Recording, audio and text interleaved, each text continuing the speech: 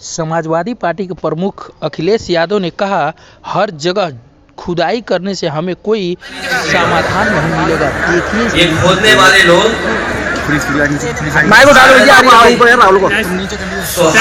खोदेंगे और पहले भी गलत था, क्योंकि जब हमारे देश में प्लेसेस ऑफ वर्शिप एक्ट पहले से मौजूद है और प्लेसेस ऑफ वर्शिप एक्ट इस बात की पाबंदी लगाता है कि किसी तरह की चीजों में इस तरह के खुदाई के काम न हो, लेकिन भारतीय जनता पार्टी जानबूझ करके इन मसलों को इसलिए उठा रही क्योंकि किसान के सवाल पर वो बात नहीं करना चाहते। अरे नीचे कर लो यार। भारतीय जनता पार्टी से किसान ये निश्चित कि आपने तो किसान की आय दोगुनी की बात की थी, लेकिन किसान आज भी तकलीफ और परेशानी में है। जिस समय उसे डीएपी चाहिए था, डीएपी उपलब्ध नहीं था, खाद उपलब्ध नहीं थी, जो बीजों की कीमत बढ़ी है, कीटनाशक दवाइयों की कीमत बढ़ी है और बिजली का बिल लगातार बढ़ता चला जा रहा है। जो सिंचाई से लेकर के तमाम इंतजाम थे वो सरकार करने में नाकाम रही है और अगर फसल तैयार भी किसान कर रहा है तो उसको कीमत कहाँ मिलेगी, उसके लिए और जितने बड़े पैमाने पे बेरोजगारी बढ़ती चली जा रही है।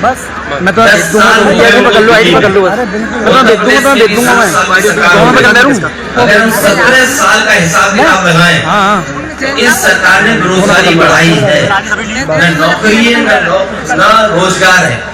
तो इन तमाम सवालों से ध्यान हटाने के लिए जानबूझ करके सरकार इस तरह की खुदाई के कार्यक्रम कर रही है।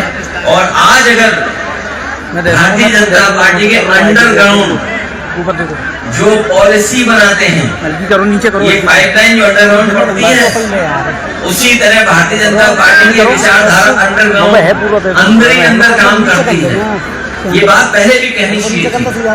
लोगों की जान चली गई, लोगों के घरों में छापे पड़ रहे हैं, बिजली के नाम पर 2-3 हजार लोगों के यहाँ FIR दर्ज हो गई। अगर ये बात गलत थी भारतीय जनता पार्टी की तो जान तो वापस नहीं ला सकते हैं, उन्हें मुआवजा देना चाहिए उन गरीब परिवारों को, और जितने भी झूठे मुकदमे लगे हैं, चाहे वो संसद पे हो चाहे किसी को, वापस देने चाहिए। सांसद के खिलाफ करोड़ों की रिकवरी जारी की गई है संभल में सांसद के खिलाफ।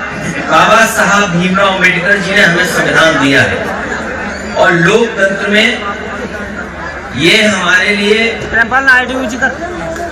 रक्षा कवच का काम करता है। संविधान हमारे लिए, आपके लिए संविधान रक्षा करता है, हमें आपको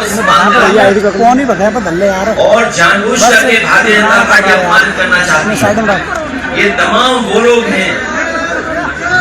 वो लोग हैं जिन्होंने कभी सम्मान नहीं किया संविधान का, लोकतंत्र का और बाबा साहब भीमराव अम्बेडकर का। जो बीजेपी के लोग, केवल एक नहीं, बीजेपी के सभी लोगों को माफी मांगनी चाहिए। समाजवादी पार्टी आगे कहां तक जाएगी? समाजवादी पार्टी जनता के बीच जाएगी। इन किसान भाइयों से, नौजवानों से अपील करेगी, माता बहनों से, कि भारतीय जनता पार्टी लोगों को हराओ। संबल सांसद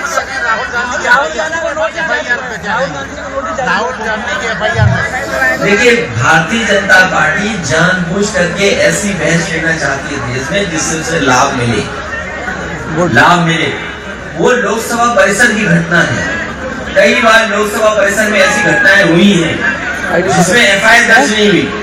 आपको याद होगा लोकसभा में देश के बहुत बड़े नेता भारतीय जनता पार्टी के वो 1 करोड़ रुपए लेकर आए थे और उन्होंने टेबल पर रख दिया था लोकसभा में। क्या उस समय FIR दर्ज नीचे करो, एक जेपीसी के माध्यम से चर्चा कर जो कार्रवाई करनी थी वो विधान लोकसभा के अंदर हुई। लेकिन ये जानबूझ करके भारतीय जनता पार्टी लोगों को डराना चाहती है। FIR से, झूठे मुकदमों से कोई डरने वाला नहीं है। भारतीय जनता पार्टी आतंकवादी संगठन है। हो सकता है उन्होंने ज्यादा कह दिया हो, उन्हें ये लगा हो जो नफरत फैलाने वाला दल है। आप नफरत फैलाने वाले दल को क्या कहेंगे? जो दल ये जानता हो कि इस घटना के बाद लोगों की जान चली जाएगी, उस दल को आप क्या कहेंगे? ऊपर करो। केवल एक जगह नहीं, कई उदाहरण में दे सकता हूँ जहाँ पर भारतीय जनता पार्टी ने इस तरह नफरत फैलाने का काम किया है। भैया संभल में मंदिर जगह जगह निकल रहे हैं और शहरों में भी ये स्थिति बनती है। ये फिरोजाबाद तो बहुत पुराना शहर है, यहाँ अगर खोद दो तो न जाने क्या मिले। कहीं ऐसे भाजपा के नेता है, उनके घर घुस जाए तो न जाने क्या मिलेगा उसके। भाजपा के नेताओं के भी घर खुद जाए तो न जाने क्या मिलेगा उसके अंदर। मानो भगवान श्री कृष्ण को याद कर रहे हैं, 5000 साल हुए भी, 5000 साल ही हुए क्या स्वामी जी, कितने साल हो गए? 5000 साल की तो हम इतिहास जानते हैं। ये धरती 1 लाख साल से, और मनुष्य कब से आ रहे, कब से जा रहे हैं, तो कहीं खोद दोगे क्या ना मिल जाए वहां पर। सर संभल सांसद जी पे बिजली चोरी कर कोई मुकदमा पर लगा। अरे पत्रकार साथी, जालौन में एक पत्रकार ने भारतीय जनता पार्टी के खिलाफ न्यूज निकाल दी, उसके कपड़े उतार दिए थे, उसे नंगा कर दिया। ये देखिए, ये सब सोशल मीडिया का जमाना है। अब आगे की रणनीति क्या है? आगे ऐसा की नहीं जो चीजों को मैं जानता हूँ, इन चीजों को कैसे फेस करेंगे? नौजवान जानते हैं, इसलिए हम समाजवादियों की या जो भी सरकार में है उसके सामने चुनौती है कि इन नौजवानों का भाग्य कैसे बेहतर हो।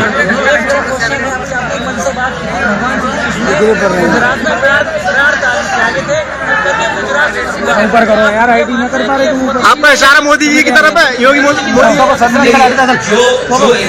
है, जो पुराने सच्चाई, उसको हम और आप टाल नहीं सकते। सही तो बनना भगवान श्री कृष्ण का ये कार्यक्रम है, और मैं चाहता हूँ कि आप लोग भी इससे रिसर्च करो, जानकारी दो, हासिल करो कि क्या सच्चाई है उसमें।